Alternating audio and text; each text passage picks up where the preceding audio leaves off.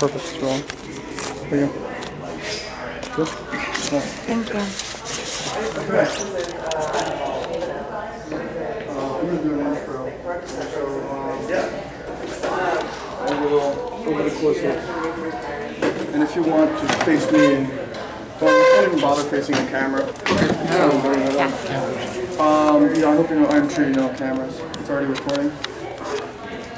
Yeah, So, I need to get back. You want to get back? I need to. Kind of has a wide angle. So what we're gonna do right now is I'm gonna film for a video blog. Okay. I'm also gonna film for Washington Wine Report. With Sean Sullivan. Nectar Wine. It's also Joshua Hussain's book. So we're gonna syndicate the blog itself and the vlog. And over the course of time, the vlog is actually going to be edited so that we actually put it into a full TV show. But that's not going to be until we actually get authorization from everybody. Okay. Sure. We don't move until we actually get authorizations. I personally am a winemaker. You know my background, my father, and everything of that nature. So you can keep me out all you want. I really don't care. My sous chef's husband makes a lot of wine. Is that right? Yeah, it makes pretty good wine. I gotta say that. So. Right. So, Chef, you've been doing this for how long? Since you were a little boy, or? I started when I was 5. Okay. My mom put a chair up to the stove and taught me how to do scrambled eggs and pancakes. As being a professional chef, 39 years. Ranged all the way from little greasy spoon restaurants to the Bellagio Casino, Las Vegas. Right. Very high-end stuff. Corporate chef for a retirement community. Yeah. Opened 5 brand new buildings last year. Decided to leave there. Had the opportunity to open the lodge at Mallard's Landing, and it was absolutely a chance of a lifetime for me to create my own restaurant, get to open my own, make my own menus, everything. Sure. Just absolutely phenomenal. Okay. Let me ask you a question. So when you were at the Bellagio, we'll start from the beginning. Let's go from the beginning. When you first started, what kind of cuisine were you actually cooking? What kind of cuisine were you actually preparing? Was it fairly American? Was it more like sort of Northwest fusion? Just strictly American type food. American. And I did that for a number of years. Then I decided I was going to attend the Cordon Bleu College and learn French cooking, and it just opened up a whole new world for me. Okay. So you automatically learned French right there at that point. It was just, yeah, it was great. You got out of what you put into it, but so much knowledge, so many great chefs I got to work with. When I went to Las Vegas, I got to cook with probably the top 5 chefs in the world. Okay. Julian Serrano at the Picasso restaurant, Okay. Top chef of Las Vegas, like 6 years in a row. A chef named Mike Amina has 5 restaurants, top chef in the U.S. Wolfgang Puck, Charlie Palmer, Bobby Flay. I've cooked Bobby Flay. You beat Bobby Flay. I beat Bobby Flay. Flew to New York, did Iron Chef America, and beat Bobby Flay. What was the what were the 2 ingredients? We had shellfish. He chose to do shellfish. He had a choice. And sometime within the next year, Bobby Flay will be coming to Gig Harbor to do a rematch. Right, that was the stipulation to come back, right? Right. Okay. So, what are you going to pick? It doesn't make much difference. I love food. I love seafood. It'd be some sort of a seafood for me. Just any day I get to go to work and I get to cook and create new dishes, just a wonderful day for me. I'm just totally excited about it. So currently, right now, 39 years after the fact, after your first, I will say, experience, as cooking as a professional. You started out continental U.S. You went right into French as soon as you went to Cordon Bleu, and obviously, you just said that you prepared. You prepared the catering department over at the Bellagio. Is that correct? Right. I ran the fairly large, right? Absolutely. We fed 2,000 to 4,000 people a night in banquets alone. Jeez. You'd have anywhere between 4 and 16 banquets a night. I had 27 guys in my kitchen, and they just knocked it out every day. It was fantastic. As far as styles of cooking, where are you at this point, 39 years later? We're still doing high-end food at our restaurant right now. Sure. But when you start adding too many different ingredients, you get a reverse effect on what you want with food. Tastes start to go away. Sure. It's like mixing a drink. It gets too creative. So I try to keep it simple, but very, very flavorful. People eat with their eyes first, so the plate has to be attractive when it comes out. Yeah. If the plate's attractive and the food's good, I hit it. I get rewards out of just seeing people smile when they eat the food every day. It's like a winemaker. It's the same type of thing, absolutely. Yeah. It's such a warm feeling inside of me that I made a difference in somebody's life today. Let me ask you a simple question about you said that you were doing some work with some retirement facilities, is that correct? Right, yes. I was a paramedic for a while, and I understand, I know what retirement food looks like, unless you have a really, really nice one. How are you able to stay creative in that kind of environment, knowing full well that it's always just a little monotonous? To me, it's not monotonous. It's a challenge every day to look at something and what can I do with that and put a twist on it and make it better than what it is.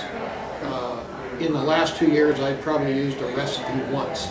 Everything else comes out of my head. And it's just tweaking. Yeah, it's like an artist. They'll have a canvas and they see something in their head and they paint it. I just see something when I see food and I switch it up and change it up. It amazes my wife. She goes, "How'd you do that?" No, I just did it. Yes. I'll see a dish on TV and I'll go in the kitchen and I'll recreate it. She just doesn't understand. It's just a gift that you have. A musician has that gift. They can just write a song. Right. You know, and I do it through food. How are you on spirits pairing with food? And I don't necessarily mean wine. I mean, you can do something like Rogue de Gael, perfect food beer. Something limoncello, spirits, perfect dessert pairing. But on wine as well too. How are you on pairing? Do you do that at all? I do a little bit.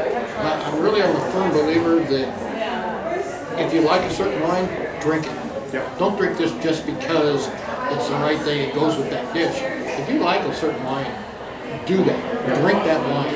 If you're going to cook with a wine, people say, well, that's not a cooking wine. Any wine that I'm not going to drink, I don't want to cook it with.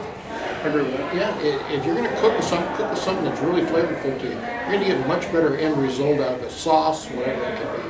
Okay. And I think I'm going to end on the wine end, okay, if you don't mind.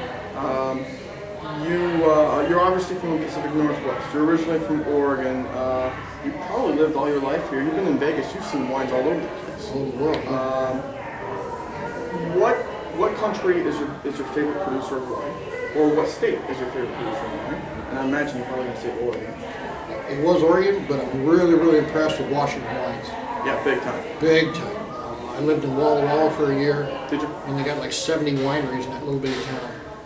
Yeah, 39. Yeah, it's huge. Well, the whole valley. The whole valley of Yakima. Oh yeah. Yeah. There's 708 wineries in Washington. There's some sort of a wine festival this fall over in like Prosser or something, and I'm going to go to that this year because the more and more I taste. That's a good question. Here's a question for you actually about a little restaurant in Prosser called Pegazzo 717. Okay, Chef Frank Magana. Okay. Do you know who he is, Frank Magana? I've heard of him. Okay. He's got the little restaurant there, Pegazzo 717. It's the only restaurant between Yakima and Tri-Cities, and even Tri-Cities doesn't have anything at all. Right. Are you impressed by how chefs, very good chefs, are able to actually pull, they're entrepreneurs nowadays. They're able to actually put a restaurant and actually have some incredible cuisine in the middle of nowhere. How does that affect you? How do you look at that? Well, if you have good food, pick a cuisine you want to do. You have that good food, people are going to come. Yeah. Word of mouth is huge. Gig Harbor is a great little community for them. Yeah. We have a lot of restaurants here in town. Very few great restaurants. Yeah. And it depends on what type of food you're looking for. But when I go out, I'm really impressed with a place where I walk away going, that's the best dish I ever ate. And that's what I look for in a restaurant when I go. Sure, absolutely. Absolutely. And I walk away and I'm dissatisfied with something, chances are I'm not coming back. I want people to come back. I always work on the philosophy that if you please one person, that's great. If you upset one person with a meal, they'll go tell 10 people. So always work on the good side. I'm gonna end on that. If it's not right, I'll fix it. I'll make it right for you. And I've instilled flavor profiles in my chefs at the restaurant. They know exactly what flavor they should get coming out of that restaurant. What is your current project? We can end with this. What is your current project? Where is it? And if you'd like, just tell me a little bit about it. And if you want, you can tell us the location, how we can get a hold of it. Okay. Right now we're working on Pacific Rim Flair, a new recipe. I deal a lot with Sam Choi out of Hawaii, good friend of mine. He has some great dishes. I've been working with some of his dishes to bring this into the restaurant more. It's fresher, healthier food for you. It's just, right now we're at the Lodge at Mallard's Landing. We're going to open the restaurant to the public in October, and people are going to get a chance to sample the stuff. Okay. It'll blow them away. Do you have a website for that lodge? Or for that lodge? For the restaurant that you're going to be opening? We do. I don't have the card with me right now. It's just the lodge at mallardslanding.com will get you there. Perfect. So, and even at that point, what I'll do is I'll get able to do and we'll be able to actually sync it to Absolutely. I'll probably have a pre-opening, so you guys come to pre-opening.